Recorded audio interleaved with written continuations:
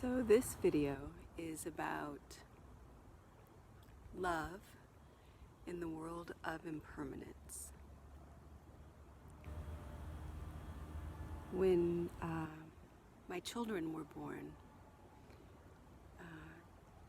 3 decades ago, I realized I needed to understand spirituality quickly, because if anything were to ever happen to them, I wouldn't make it. So I had to understand as best I can what happens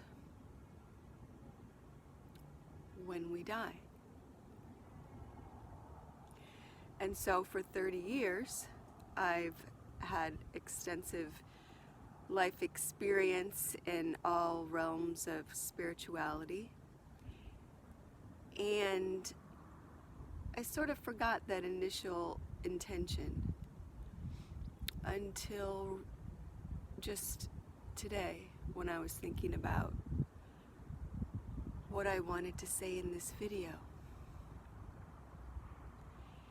And I'm here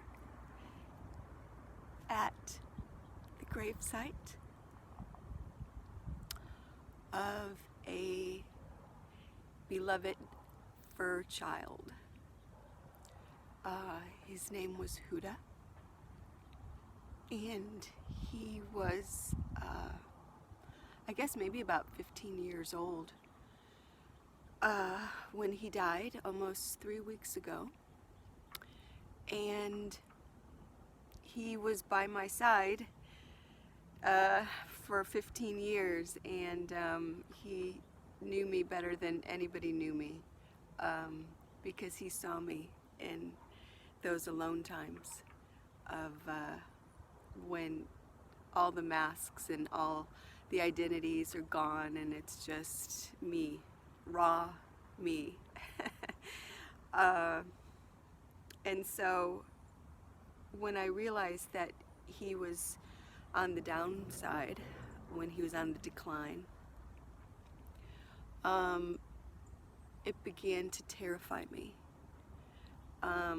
especially the last few days that he was alive, because I recognized that I wasn't prepared for what was coming, and I hadn't even thought about it.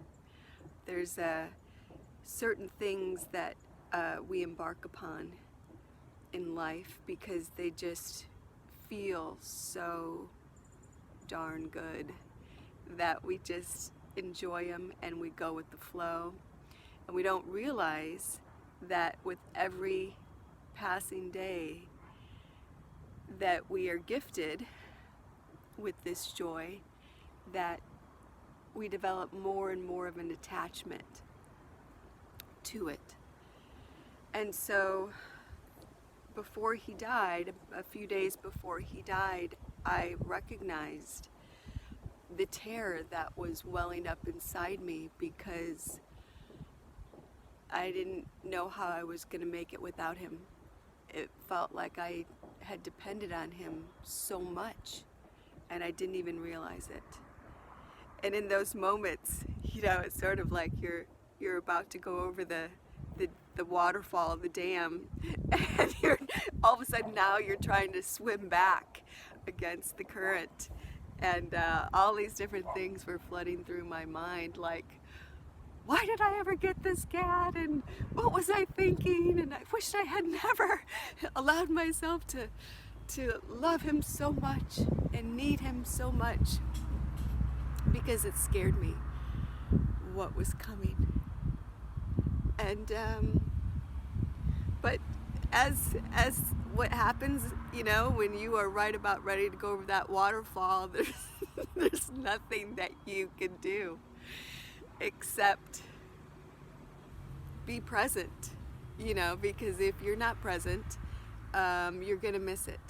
You're gonna miss everything that happens because of fear. And so whatever was to happen, whether I would ultimately die of the heartbreak that was coming, I was going to be there. And I was going to be there as best I could for him. Because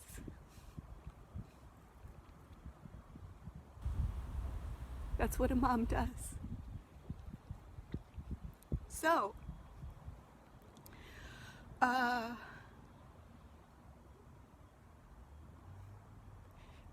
surprise and the most important reason I wanted to share this video is because it wasn't what I thought. And there's a reason why it wasn't what I thought. And the reason, I believe, is because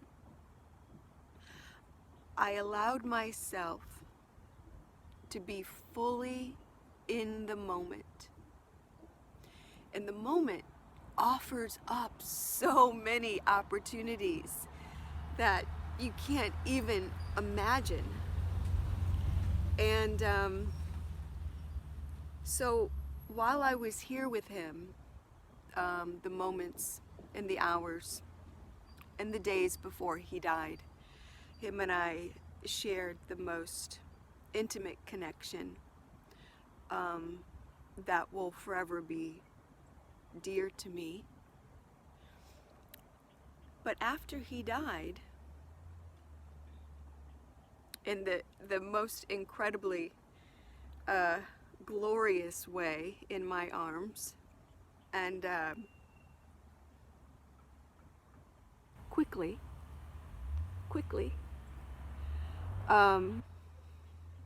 you couldn't ask for anything better than that. But what happened after that was me being still and trying to decide what felt most genuine in that moment. And what I realized was I had no reference for what it would be like to bury my fur child. And so I didn't hurry the process up. I put him in this treasure chest that I had, a big treasure chest, swaddled, and he stayed with me for 2 days. And during those 2 days, I channeled the love that I felt for him into art, into the space that I knew his body would be resting. And so for the next 2 days, I created a magical conduit all around here, all around this tree, with musical wind chimes that I had made out of silverware and Waterford crystal ornaments that clinked together. This tree, which has been a master teacher for me for 3 years, has watched over me, and I've developed a very intimate connection with this tree. I knew he was going to be buried here with her. And so, you know, I just let my magical element just go crazy, and I had all my nutcrackers surrounding this tree and all my gnomes around it as guards, as protectors. We had flowers all over here. I had hanging jars that I had candles in, because before he died and after he died, we had the most intense rainstorms. And so the ground was so saturated, well, not saturated, it was so healthy and happy, and there was so much life. There's so much life, because the canyon here is just dry, is dry, but everything does so well. The flora and fauna does so well because their roots go very deep in. But once it rains here, the rains are heavy, and everything just comes to life. You can just hear the rejoicing of everything, and the smells that come out.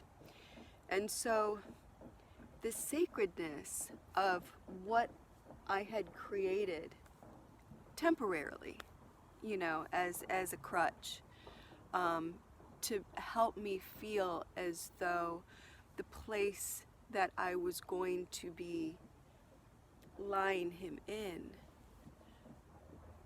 was ramped up with my intention, my physical intention of love. And it was a very enchanted space. And so 2 days later, and during those 2 days, I held him. I held his dead body. And it didn't feel weird. It didn't feel morbid. It didn't smell. It was very familiar, as it was just days before that. And his fur and the weight, it allowed me the chance to say goodbye in the timeline that my heart could handle. And my son was here with me in those 2 days. He kept coming back, and he was here with me before Huda died.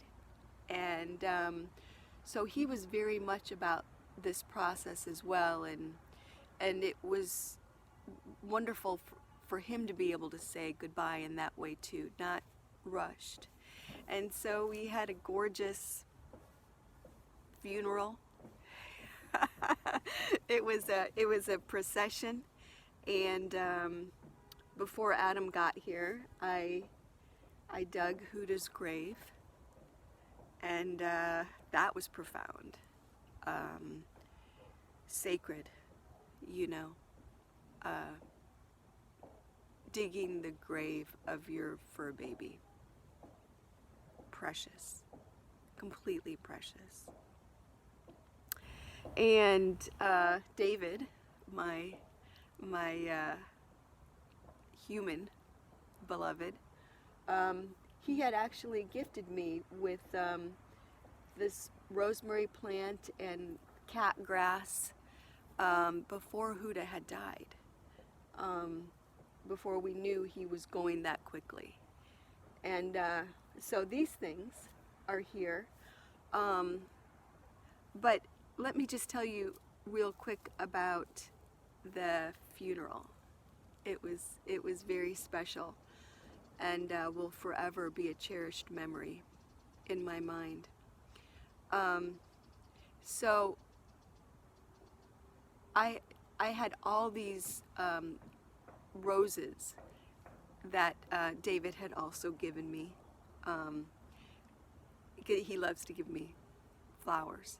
And so I had all these older roses, and so I took off all the rose petals and I had them in a bowl.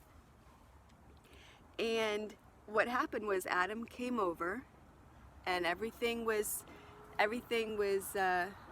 ready to go, and we lit the candles, and the hole was dug. And so I scooped up Huda in my arms from the yurt, and we said goodbye, and Adam said goodbye, and we each had special songs that made us feel more connected to him. So we each said our goodbye, and when we were ready, we had a procession out of the yurt, up the stairs, over the top deck, out the gate, up the hill here where there was a flower path. David had created this flower. I had his birthday was in January, and so I had taken all these silk flowers and decorated his yard with them. So when he woke up, there would be all these colorful flowers. And so a couple days later, he actually took those flowers and put them up here. And part of what he did was he created a path. And so before Huda died, you know, him and I would come up here, walk up here, so he could get some sunshine and feel the earth and the connection and the sun and all that. And so Huda knew that path.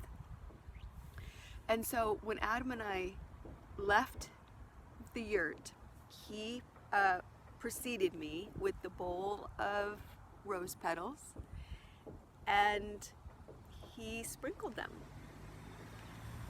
all up till the grave. And Huda and I followed behind him, stepping on a path of rose petals. And when we got here, we put the remaining rose petals in the ground, and then I lowered him in the ground, and then we pushed the dirt on top, and we planted and put these heart stones, and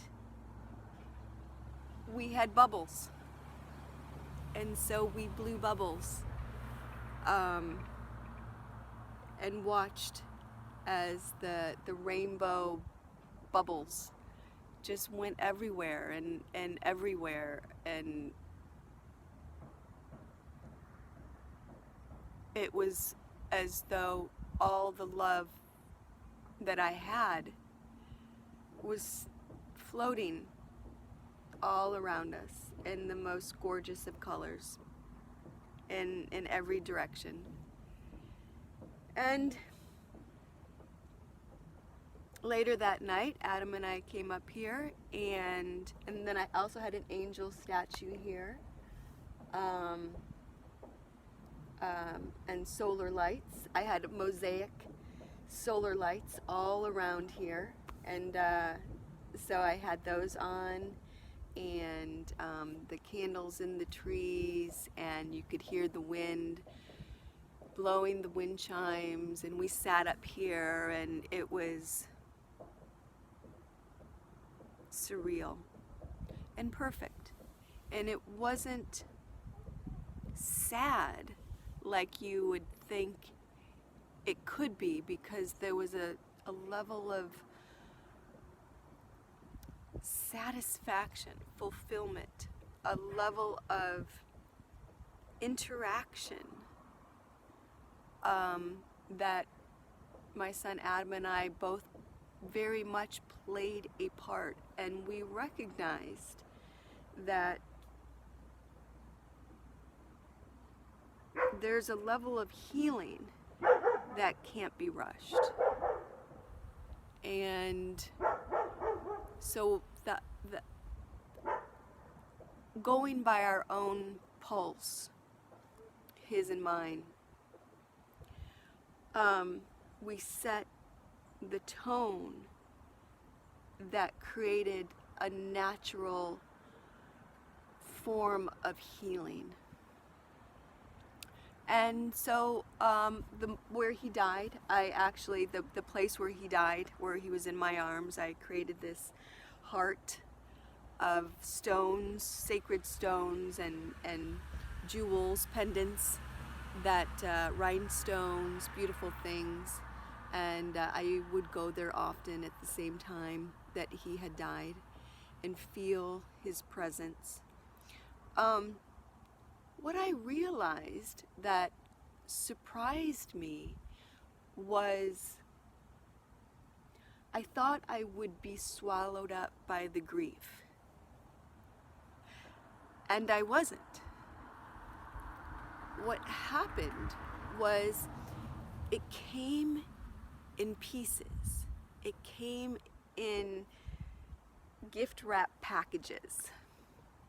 So I could have a life. I could have inspiration, and I created so much stuff.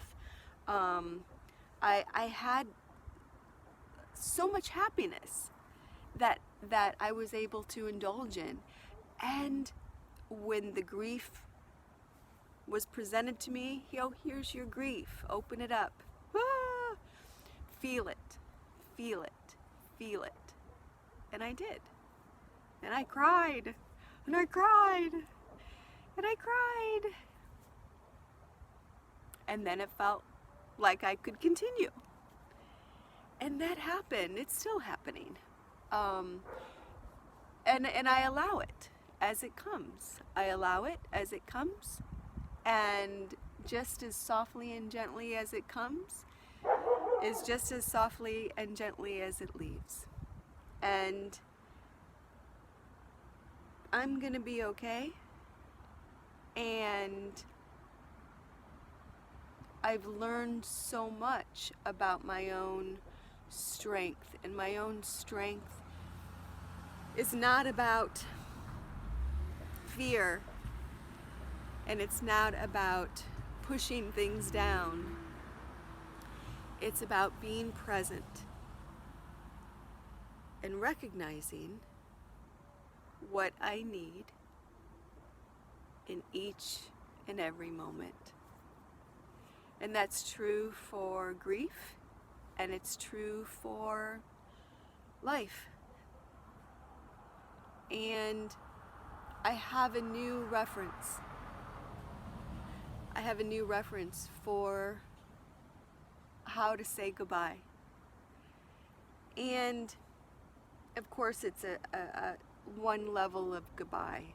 You know, I understand that it's a physical goodbye. And that's the challenge of death, because when we love something physical, we're loving with so many different senses, you know, with our eyes and with our smell and with just the touch. And when something dies, you don't have all those things. You don't have the touch, and you don't have the smells, and you don't have the visual. And so on many levels, I think that's how we mourn. But the love I know is there, and I know, and I feel him, and I know he still comes to visit. But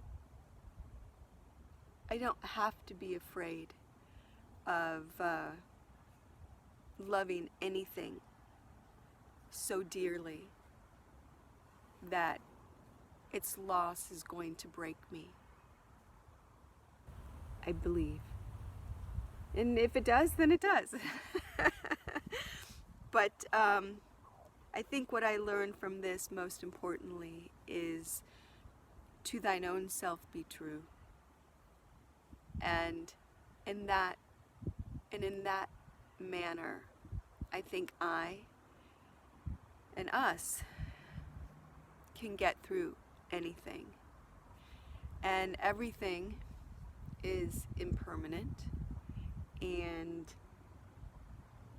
all the magical things that I had are no longer here, and that's also part of my lessons and my learning. You know, you love it, and you cherish it for as long as you have it. and then you let it go. You release it when it's time to release it. And most of the times it's timing that's not our own. But that's also perfect timing, I believe. And recognizing how to be in harmony with each other and with nature and with the divine. When we trust in that, when we trust in that flow, it's not our timing, it's divine timing. And by seeing the perfection in that, I've learned so much about release. And release, for me, the surrender is what also brings in the light and the harmony and the next moment. And the next moment could be anything and everything. And I'm ready for it. And I hope you are too. You can do it.